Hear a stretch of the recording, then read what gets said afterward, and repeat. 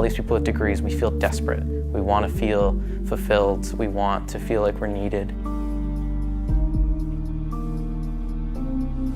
I'm concerned about the future in terms of that gig economy and the lack of benefits. I feel that's a huge problem.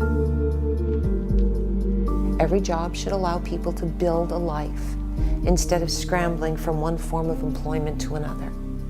We owe that to the coming generations. This is a story about a promise. The one that says if you work hard, get a post-secondary education, you'll end up with a good and stable job. We've all heard it. In fact, I find myself repeating it to my own kids. The question is that promise broken? That's what we're going to try to find out.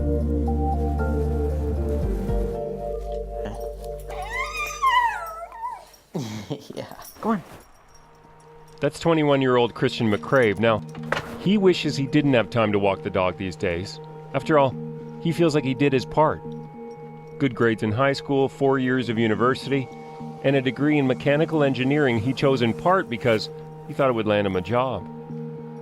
I actually thought that coming out of school that I would be a commodity, that somebody would want me, and that somebody would want to mold somebody and teach them skills and turn them into a professional engineer. But instead I got hit with a wall of not being wanted whatsoever in the industry. Since graduating 9 months ago, Christian says he's applied for 250 engineering jobs. He's had 4 interviews, 0 offers. Now he's just trying to get anything at all, even retail. I applied to Beertown, which is just around the corner here. Sport Check, Staples, Sobeys, Home Hardware, Bulk Barn, Farm Boy, tons of places. The mechanical engineer, you applied to Sobeys. Yeah, to work as a deli slicer. How come? Because it's available. It's a job. It's something at least to keep me a little bit preoccupied, I guess. Something to feel accomplished from. You know, as much as an engineer can be accomplished by cutting deli meats. Christian's overqualified for Sobeys. And on the other hand, it's hard to land an engineering job when your most recent experience is sales associate at Winners. Where did you think you'd be at this point in your life? Hopefully working for a robotics company or an engineering company, starting my life as an adult, but instead I'm unemployed and living with my parents. What's it like to say that? Depressing. Not being employed while having a degree, it's kind of a kick in the face. If anything, it's a setback. You get all this debt and this degree, and everyone does it, but it doesn't necessarily get you further in life sometimes. Still, Christian keeps looking for work. And now if he gets one of the retail jobs, he'll achieve one of the hallmarks of his generation, underemployment. A whopping 27% of Canadian youth have that distinction, and among engineers in Ontario, it's 33%. That's the reality, and yet Christian says what he often hears is that it's his own fault. So millennials, the idea is that we're lazy and we don't work hard and stuff is given to us. You know, the idea of the participation award was invented. We didn't want the participation award. We didn't want to be told that we're not good enough, but here's an award anyways. We want to compete. We want to succeed.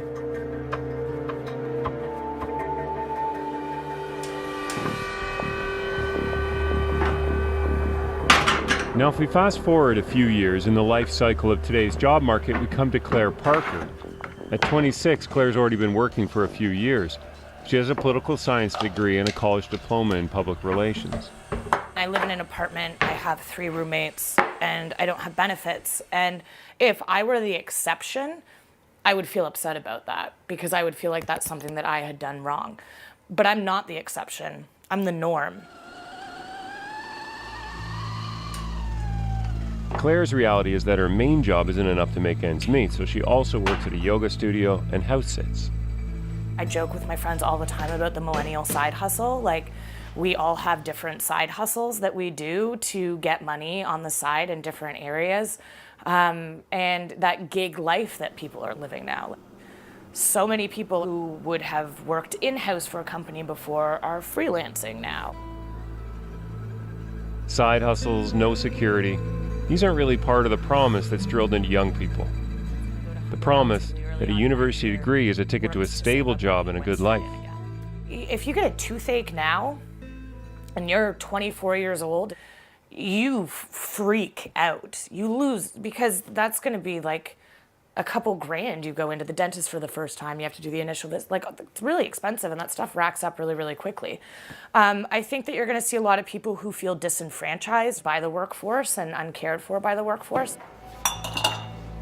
Claire's hopeful that things will get better, especially since she landed a one-year contract at Halo Brewery in Toronto. Claire tells me she's excited her bosses have even discussed giving her benefits. 5 years of education, did all that. How do you feel about your future now? Good. I feel good now. I think everybody, no matter where you're at in your life, wakes up sometimes and they're just like, oh, I'm a failure and this sucks, right? Everybody feels that. But overwhelmingly, I'm working for a company that I feel very strongly about, that I have a good relationship with. So we have everything on tap, available in bottles. Okay, cool. I'll get one of everything, please. One of everything? $52.50. Just grab a name for your tab. David? You guys? From the outside, people would say you're a bartender. Yeah, for sure. Yeah, that's Yeah. what you do. Yeah. You're a server. Yeah, 100%. But you don't see it that way. You know, a little bit, but I think anybody who has worked, I mean, on paper, I'm a bartender, but I think that anybody who has worked with a small business before, a very small business, understands that it's kind of an all hands on deck situation. Hey, how are you?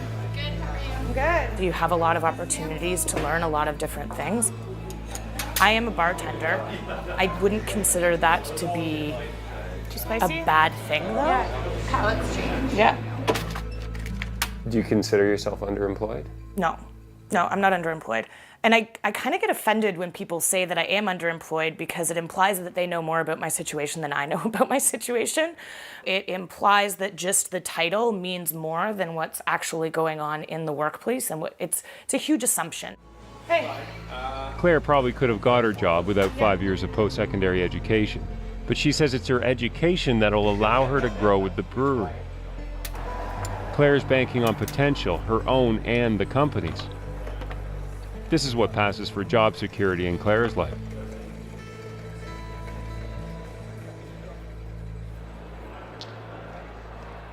If you head to any Canadian university, it's easy to see that the promise of higher education is pretty good business. There are more university students than ever before. Higher education is the new normal. So, how many of you have heard of the nature-nurture debate? Kimberly Ellis Hale has been teaching at Laurier University in Waterloo, Ontario for 20 years. No? Okay. Her first-year sociology class is on the front lines of the promise. With a good education, you'll have a good future. With a good education, you'll have a good job. And how accurate do you think that unwritten promise is? I think for past generations, it may have been. I think for future generations, it's not a guarantee. It absolutely isn't a guarantee. The way that employment is changing, it is moving towards greater precarity so that you can be swapped in and out. And I think that the people that we have in universities right now, the young people, many of them don't see that as their lives. That might be somebody else, but that won't be me. I'm going to get that job. Not everybody's going to get that, and increasingly it will be fewer and fewer who do. Kimberly knows what she's talking about because she lives it. She doesn't have the good, secure job, even though she's been teaching university courses at Laurier since 1998. I'm contract faculty, so that means that I apply every 4 months, thereabouts, for my job. So, I want you to think about your... I have very little job security. I am one of those contract workers that our new approach to employment is going to be turning out. Being precariously employed takes its toll. When you don't have benefits and your children need prescriptions, you pay the full cost. And I have stood in the pharmacy trying to decide which of my children needed the antibiotic the most, because I couldn't afford to purchase both of them. And how do you live with that? I teach in a university. I teach in a place that sells education as the path to a better, more secure life. And I don't have a part of that life. And contract faculty don't. And yet that's exactly the kind of employment that's growing in Canada. Most of the jobs that have been created in recent years are part-time. If this trend continues, what do you think it means for the rest of Canada? And I think we're going to have groups of young people who are going to be very disappointed in what the future holds, given their investment in preparing for it. If after 4 years of studying and all that money, you end up with a job you could have got out of high school, well, something's broken.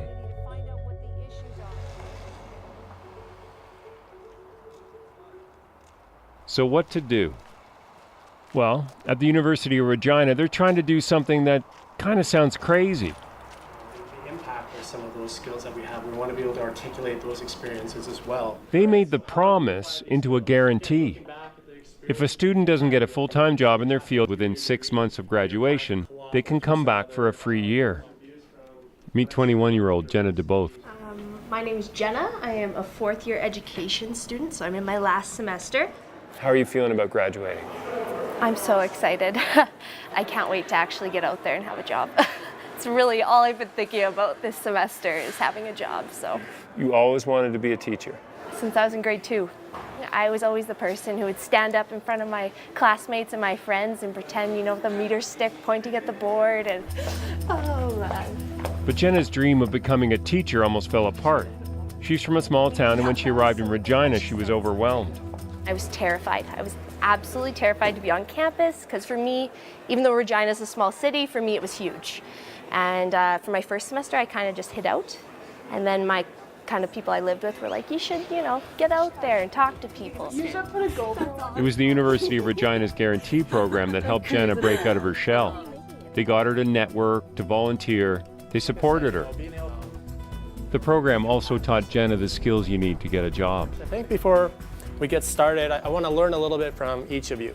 Hi, my name is Katrina Nixdorf. I am a first-year nursing student. And I'm taking this seminar to get a job more in my field.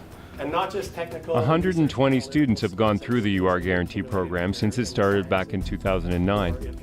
And it seems to work. Only 2 have come back for a free year. And so no matter what stage you're at, look back and critically reflect on the experiences that we've accumulated through our academic journey.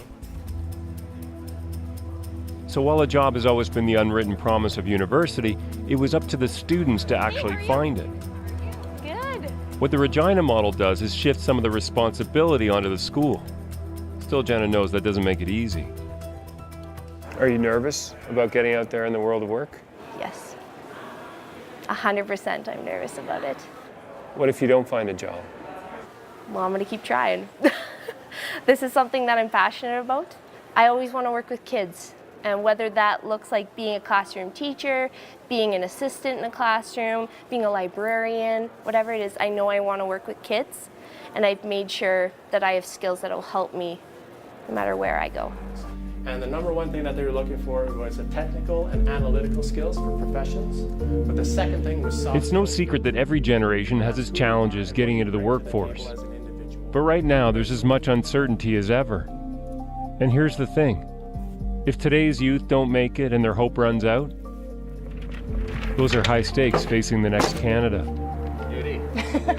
Nick Purdon, CBC News, Toronto.